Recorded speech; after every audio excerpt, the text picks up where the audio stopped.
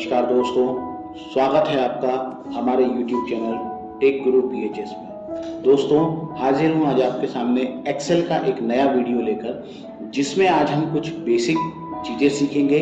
साथ ही साथ home tab में अलाइनमेंट ग्रुप को सीखेंगे। दोस्तों, पिछले वीडियो में आपने कट, कॉपी, पेस्ट और फॉन्ट सेक्शन को सीखा था।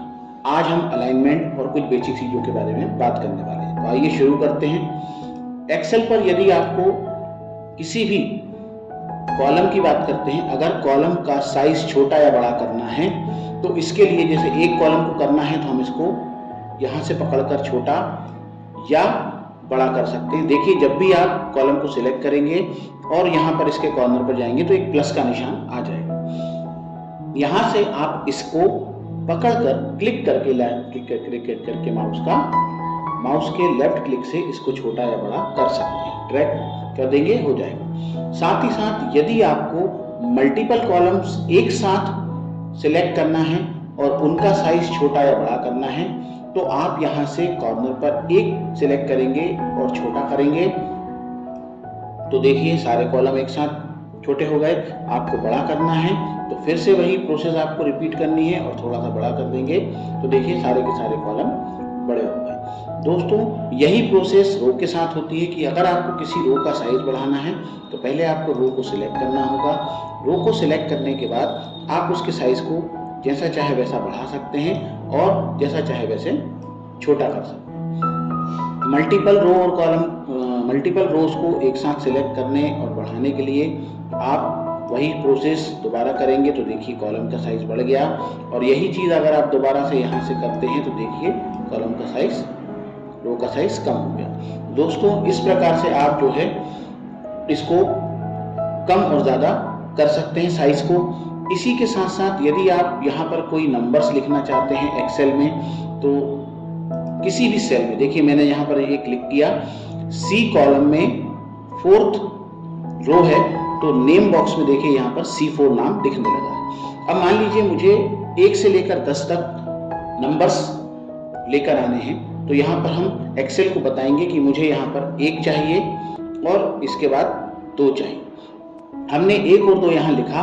इसके बाद हम इसको सिलेक्ट करेंगे और जैसे ही हम पॉइंटर को इसके बिल्कुल कॉर्नर पर लेकर जाएंगे तो देखिए एक ब्लैक प्लस आपको यहाँ दिख रहा है। जैसे ही आप इसे क्लिक करके नीचे की तरफ ड्रैग करेंगे तो ऑटोमेटिक आपके नंबर बढ़ने लगेंगे और जितने नंबर आपको चाहिए वहां तक ले जाकर आप इसको प्रिंट कर सकते हैं। यानी छोड़ देंगे तो आपके उतने के उतने नंबर यहाँ पर आ जाएंगे। देखिए इसका साइज मैंने थोड़ा बड़ा कर दिया है, आपको दिख रहा होगा। इसी के साथ दोस्तों, यदि अब आपको इसे आप हॉरिजॉन्टली और वर्टिकल दोनों तरह से कर सकते हैं। डिलीट आपको करना है तो आप इसे सिलेक्ट करके डिलीट भी कर सकते हैं। अब इसी के साथ यदि आपको यही नंबर्स हॉरिजॉन्टली चाहिए तो आप इसे इस तरह से लिखेंगे और लिखने के बाद आप जब इसको यहाँ से सिलेक्ट करके आगे की ओर बढ़ाएंगे तो देखिए आपके नंबर यहाँ पर आते जाएंगे। जितने नंबर आपको चाहिए वो नंबर आप यहाँ ले सकते हैं। देखिए दोस्तों, यहाँ पर मैंने नंबर्स का फॉर्मेट जो था वो थोड़ा सा चेंज किया हुआ था तो नंबर फॉर्मेट उसी सीरीज में है जिस तरह से मैंने उसको प्रिंट किया था। लेकिन यदि यहाँ पर हम फिर से अलग नंबर लेते हैं, यहाँ पर हम इसको अलग साइज में लिखते हैं। देखिए यहाँ पर जो फॉन्ट का साइज है वो 22 है और यहाँ जब आप जा रहे हैं तो फॉन्ट का साइज 11 है। तो हम एक बार इसमें पूरी शीट में फॉन्ट का जो साइज है वो इक्वल कर देते हैं। जैसे हम 18 कर देते हैं तो ये देखिए सबके सब इक्वली हो जाएंगे। हॉरिजॉन्टली और वर्टिकली आप जैसा चाहे टेक्स्ट को वैसे के साथ प्रिंट कर सकते हैं। इसी तरह से दोस्तों, यदि आप डेज के नाम प्रिंट कराना चाहते हैं तो अगर आपने जैसे यहाँ लिख दिया SUNMON तो देखिए हमने यहाँ पर संडे और मंडे लिखा है। इसके बाद जैसे ही आप इसे ड्रैग करते जाएंगे तो ये जो है आपको सैटरडे तक दे देगा। अगर आप इससे ज़्यादा भी ले जाना चाहते हैं तो इससे ज़्यादा भी आप खींचेंगे तो ये आपको अगले वर्ड्स दे देगा। ये देखिए, इसी को आप हॉरिजॉन्टली भी कर सकते हैं। साथ ही साथ यदि आपको ये नाम आधे नहीं पूरे चाहिए तो आप इसको पूरा लिखिए। इसके अलावा आप यहाँ पर जैसे ही इसको पूरा लिखेंगे तो आपका जो टेक्स्ट है पूरा का पूरा यहाँ पर आएगा। अब देखिए दोस्तों, जब हमने इस सेल में टेक्स्ट को लिखा तो ये टेक्स्ट जो है वो थोड़ा सा कट रहा है। अब इस टेक्स्ट को यदि हमें बराबर करना है, यानी कि अगर हम इस कॉलम की विड्थ को टेक्स्ट के बराबर करना चाहते हैं तो उसके लिए हम यहाँ पर इस कॉलम के कॉर्नर पर डबल क्लिक करेंगे तो ये इसके इक्वली हो जाएगा दोस्तों। इसी तरह से यदि आप मंथ के नाम प्रिंट करना चाहते हैं तो आप मंथ के नाम भी प्रिंट कर सकते हैं। हमने इस तरह से यहाँ पर किया और हमने यहाँ पर इसको ड्रैग किया तो देखिए यहाँ पर मंथ के नाम भी आ गए हैं। एक्सेल में दोस्तों यदि आप कोई भी चीज करते हैं तो वो समझ जाता है कि आप क्या करना चाहते हो और उसके अकॉर्डिंग आपको आगे की चीजें दे देता है। इसी तरह से यदि आप मान लीजिए कोई नाम लिख रहे हैं, आपने किसी कॉलम में कोई नाम लिखा है, अब ये नाम यहाँ पर जैसे आपने लिखा तो ये नाम जो है इस कॉलम से बाहर जा रहा है। तो इसके लिए आप या तो यहाँ पर डबल क्लिक करके इसके विड्थ को एडजस्ट कर सकते हैं या इसे पकड़कर आप अपने टेक्स्ट के अकॉर्डिंग एडजस्ट कर सकते हैं। आई होप दोस्तों आपको ये चीजें समझ आ रही होंगी। चलिए अब बात कर लेते हैं टेक्स्ट अलाइनमेंट की। दोस्तों जब भी कोई टेक्स्ट हम यहाँ पर लिखते हैं तो यहाँ पर हमें अलाइनमेंट में ऑप्शन मिलते हैं अलाइन के। ये लेफ्ट अलाइन है, अगर आप टेक्स्ट को लेफ्ट अलाइन करना चाहते हैं तो लेफ्ट अलाइन हो जाएगा। सेंटर अलाइन करते हैं तो देखिए ये सेंटर हो जाएगा। राइट अलाइन करना चाहते हैं तो ये राइट हो जाएगा। इसी के साथ साथ यदि आप टेक्स्ट को टॉप अलाइन करना चाहते हैं तो ये देखिए टॉप पर आ गया। टॉप सेंटर करना चाहते हैं तो टॉप सेंटर आ गया। टॉप बॉटम अलाइन करना चाहते हैं तो बॉटम अलाइन हो गया। इसी तरह से सभी के सभी टेक्स्ट जो है वो अलाइन हो जाएंगे। साथ ही यहाँ पर आपको एक और ऑप्शन दिख रहा है ओरिएंटेशन का। आप टेक्स्ट को अपने अकॉर्डिंग मूव भी कर सकते हैं, जितना चाहें उतना। अगर आप इसे कुछ इस तरह से रखना चाहते हैं तो देखिए आपका जो टेक्स्ट है वो कुछ इस तरह से प्रेजेंट होगा। इसके अलावा अगर आप इसे चेंज करना चाहते हैं तो एंगल आप इसके चेंज कर सकते हैं, वर्टिकली, हॉरिजॉन्टली, जैसा आप चाहें वैसा इसको आप रख सकते हैं।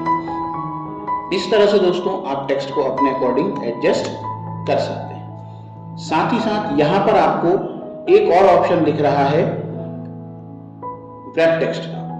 व्रैप टेक्स्ट का मतलब होता है कि जैसे ही मान लीजिए कि अगर आपका कोई कॉलम है, जैसे मैं यहां एक नाम लिखता हूं, श्याम सुंदर शर्मा। तो दोस्तों अब ये जो टेक्स्ट है आपका इस कॉलम के बाहर जा रहा है, लेकिन आप कॉलम का जो साइज है वो बढ़ाना नहीं चाहते।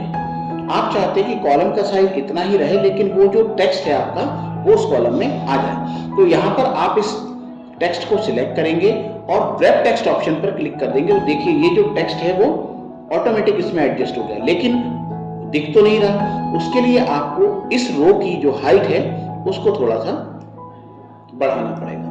तो देखिए जैसे ही आप इसे कर देंगे तो कॉलम आपका साइज नहीं बढ़ा, लेकिन आपका रो साइज बढ़ाने पर वो टेक्स्ट आपका यहाँ पर दिख रहा है। इसे एडजस्ट करना है तो आप थोड़ा सा टेक्स्ट बढ़ा दीजिए और ये एडजस्ट हो जाएगा। इसी के साथ यदि आपको कोई नाम अगर आपने यहाँ लिखा है, जैसे कि हम यहाँ लिख देते हैं किसी कॉलेज का नाम लिख देते हैं या किसी स्कूल का नाम लिख देते हैं, जैसे मैं यहाँ पर लिख देता हूँ एक नाम,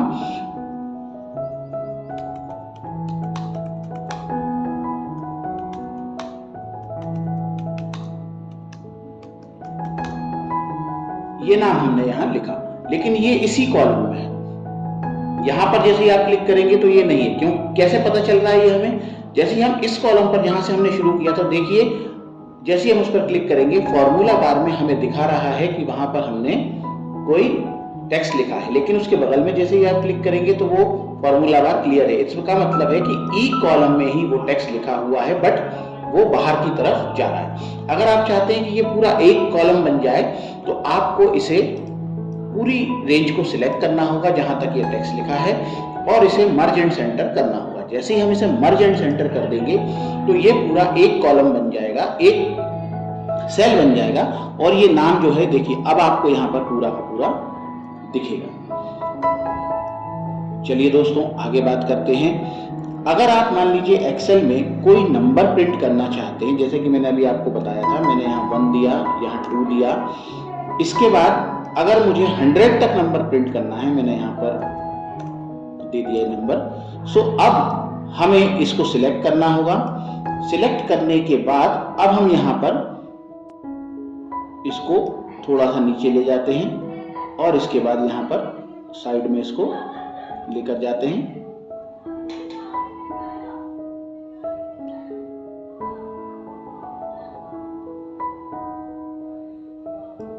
तो ये देखिए दोस्तों कुछ इस तरह का आ गया। अब इसको हम नीचे की तरफ ले जाएंगे तो ये 100 तक की जो गिनती है वो हमारे सामने प्रिंट हो गई है। तो इस तरह से हम हमारे टेक्स्ट में या सेल में कोई भी नंबर या कोई भी चीज हम प्रिंट करा सकते हैं। दोस्तों हमने तो सिर्फ कुछ नंबर लिखे थे, लेकिन उसने हमें पूरा 100 तक की नंबर प्रिंट करके दे दिए। एक्सेल आपके दिए गए टेक्स्ट को समझता है, जानता है आप क्या चाहते हैं। इसी तरह से एक्सेल आपको हर तरह से सपोर्ट करता है। दोस्तों आने वाले समय में हम एक्सेल को एडवांस तरीके से सीखेंगे और भी एडवांस तरीके से सीखेंगे। तो दोस्तों बने रहिए चैनल पर। यदि आपको हमारे वीडियो पसंद आ रहे हैं तो कमेंट कर जरूर बताइएगा और वीडियो को लाइक, शेयर और हाँ चैनल को सब्सक्राइब जरूर कर लीजिएगा। तो मिलते हैं अगले वीडियो में, तब तक के लिए नमस्कार।